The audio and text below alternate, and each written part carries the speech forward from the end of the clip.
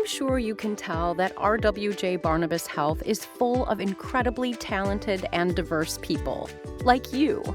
And we're honored to have you on our incredible team. Statistics and studies are two great ways to learn about harm in healthcare and measure ways to reduce it. But it's imperative we remember the people's stories behind the numbers. Those statistics represent people, and those people are not just patients or a diagnosis to us. They're someone's loved one, someone's friend. You are someone's loved one and someone's friend. You deserve the best. And that is why we all have to work really hard together to prevent harm. We committed to zero harm in 2017 and have been saving more and more lives from harm every year since then. And it does take a lot of effort.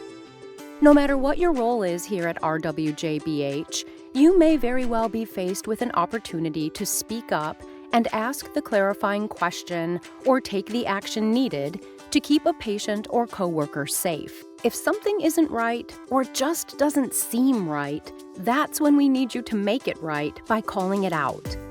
Speaking up may one day be the most important thing you do, which is why all of us need to embrace a culture where speaking up is always invited, expected, and encouraged. Errors will never completely go away because we are still human, but the harm caused by errors can when we commit to safety together, and that only happens when we are curious and open to learning.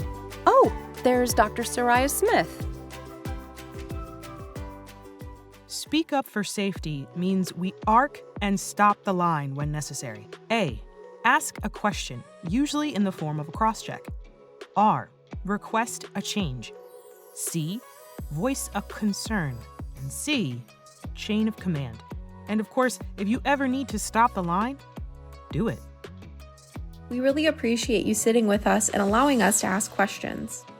Looks like she's busy being a highly reliable doctor. Hi, Emily.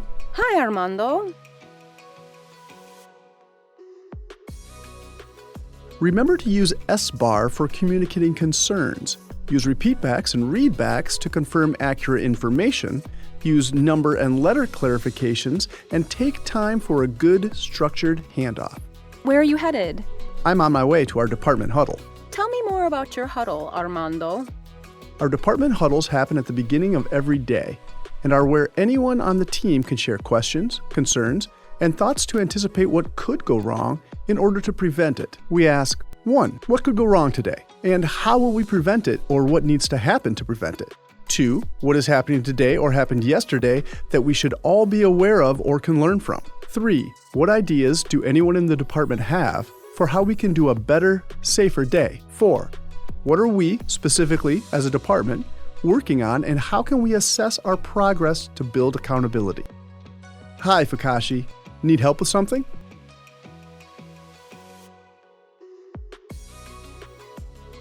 To ensure you're focused on the task, use your STAR power. Stop, think, ask, review. Stop is the most important part of STAR because it gives your brain a chance to catch up with your hands.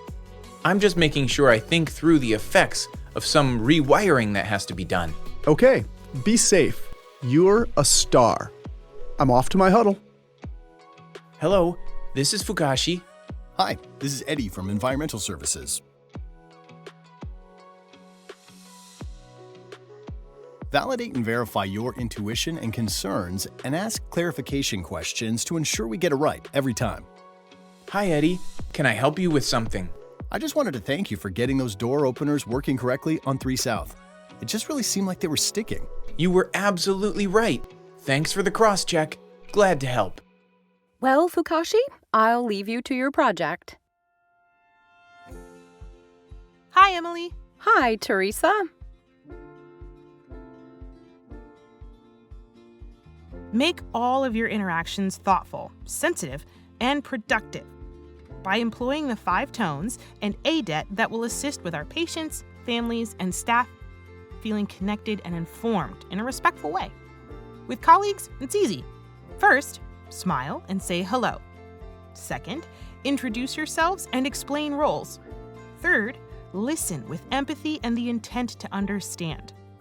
4th, explain the positive intent of our actions. And 5th, provide opportunities for others to contribute to the conversation. And the easiest way to be better at listening is just pause and breathe. With patients, AIDET. A for acknowledge and welcome them. I for introducing yourself. D for keeping them informed of the duration for estimated wait time. E for explaining and listening carefully. And T for always thanking our patients, families, and visitors. I'm just running this wheelchair back to maintenance so they can fix the brake. My colleague Kim posted on our Pebble board that it seems like people are letting them get to the point where they fail instead of addressing it when they notice them simply not working as well as they should. And as her safety coach, I told her we'd make it a point to make this a more regular checkup. Safety coach? And why do you put pebble rocks on a board? Well, as a safety coach, I keep my eyes and ears out for opportunities to give positive feedback when we practice safety together tools and behaviors. Plus, I'm available as a safety champion to help and encourage others on their journey to zero harm. People can come to me with questions or looking for advice, and if I don't know the answer, I find the answer. Great. And the small rocks? Oh, it's an analogy to when a pebble gets stuck in your shoe, and even though it might be small, it can still cause pain when you walk. And you know we walk a lot in the hospital. We want to fix nagging problems and things that get in the way of a safe and reliable work environment. There's a board now that we can post to. It's really just a visual way of tracking concerns, how they're being addressed, and when those concerns have been remedied. Hi, Yusuf. Cool pebble board, Teresa. Cross-checks and coaching work best in an environment of consistent, constructive feedback, with a 5-to-1 ratio of positive to corrective feedback.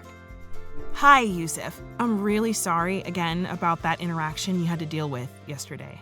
Thank you for speaking up yesterday and making it clear to that visitor that we are united so that we can end racism together. You're very welcome. Glad I was there. See you later. Okay, see you. That's an excellent idea. Let's work on that together. Can I get a cross-check on my patient in room 13? That's room 13. Jane Smith's blood pressure has dropped to 78/50. That's Jane Smith. Blood pressure, 78/50, 50.